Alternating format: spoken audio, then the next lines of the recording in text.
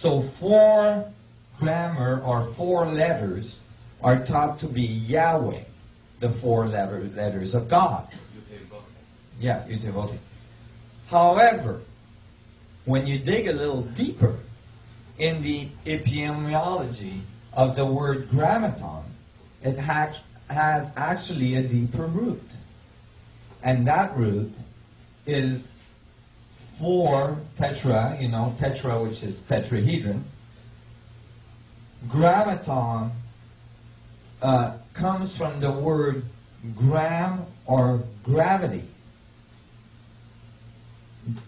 Weight, it refers to weight, gram, and the effect of gravity. And that's where the word gravity came from, grammaton. So now you have a word for God, okay, that has the structure of a tetrahedron generating a gravitational effect. And I thought, well, that I'm pushing it, right? I'm sure, this is kind of wild. But hey, then I look up what the heck is the tetragrammaton in Kabbalistic tradition. And I found that it is an isotropic vector metric in 2D. Here is typically in Kabbalistic tradition the way God is represented.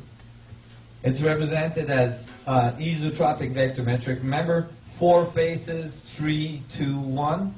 It's like one face of the isotropic vector metric. And each letters of the word God has a number that goes with it. In Kabbalistic tradition, that's very important. Now you got to realize that the Kabbalistic tradition are the oral tradition of the Druidic history. These traditions were not to be written. They were not even supposed to be talked about. Only initiates could learn about these knowledge. It was thought to be the nature of God that was revealed. And if you understood it, you could understand God. So I was thinking maybe the Kabbalistic tradition is the explanation of what the power source inside that box is. That bright object. Go ahead. I would also mention I'm a student of Kabbalah. Yes. Yud means singularity. That's right. And the center of the Kabbalistic tradition is that crown that unfolds onto itself to infinity, describing singularity. So I was puzzled with this. I found that the tetragrammaton, right, was actually generating the numbers. So each letter in the isotropic vector matrix is a number. And the Kabbalistic tradition tells you that the numbers are just as important as the letters. And so when you calculate the numbers, you get 72, which is the 72 names of God that's found in the Bible, and the 72 faces of God, right? So that all match. But this is a male God. We're missing half the equation again. Why is it that in many of these ancient civilizations, some of them we didn't have time to see today, we only have half of the code?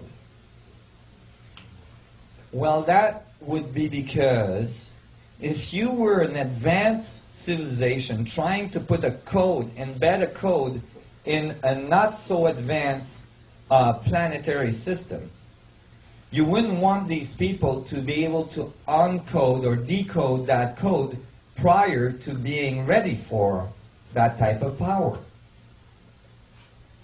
So you could code the code, or you could make the code only one polarity of it, like the male polarity of the code.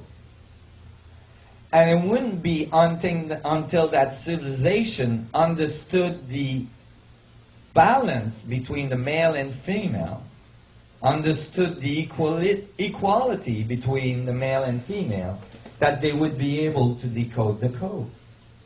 And then that would mean that they were ready to do it. You guys follow what I just said? So basically, here you have to add the female god or goddess to the tetrahedron or to the isotropic vector metric. And if you did, you have the double of these numbers.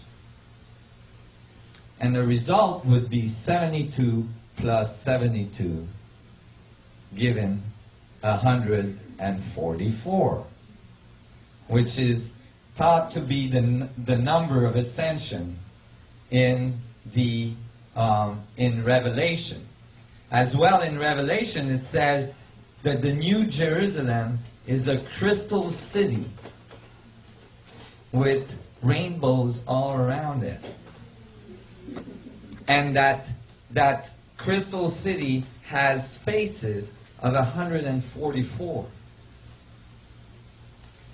There is exactly 144 faces on the outside of a 64 tetrahedron metric.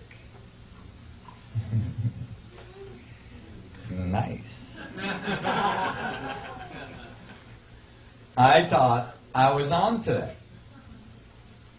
And so I kept on reading the Bible, and I got really interested now, you know. And I'm like, oh my God, this is all about the technology. This is all about Atlantis. And I kept on reading, and I found something that was extremely significant. And this has been completely omitted by scholars. This is long after, you know, Moses was following the ark through the desert. It took him 40 years to do a route that usually took only a year. Okay? I know this because my father, actually my grandfather, my father is Iranian, and my grandfather was a guide that brought people to Mecca from Iran. And it took him 6 months there and 6 months back in the desert. And so these routes were well known. And actually, my grandfather lived to the age of 128. And I believe that it's because he went to Mecca, to the Kaaba, which held the black crystal, the dark stone, or the black sun, as described by the Sumerian plates, given to man by the sun gods. But in any case, Moses is taking 40 years to do a route that should have taken a year. Why? Because he's following the ark. It's very clear in the Judaic tradition and in the rabbinic tradition that the ark is moving on its own. Whenever the ark lifts and starts going, they would lift camp and follow it. And whenever the ark would stop, they would stop and put a camp up. Sometimes they would stay there for 3-4 years before the ark would start going again. So this ark seemed to have anti-gravitic capability.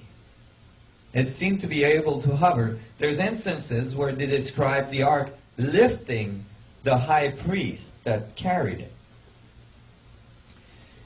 So I'm thinking about all this, and then eventually, you know, Moses dies, and Joshua has taken the lead, and Joshua arrives at the Jordan, and this is where I found this really interesting thing. Joshua arrives at the Jordan, and the Jordan is running at flood level. There's no way they can cross with the tribes of Israel, and they're trying to get to Jericho on the other side. So Joshua doesn't know what to do, and he asks God. And God says,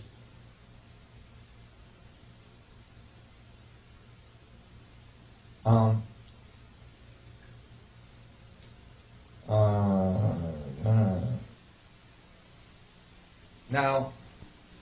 Now, this is describing the high priest taking the ark and going into the water of the Jordan with the ark.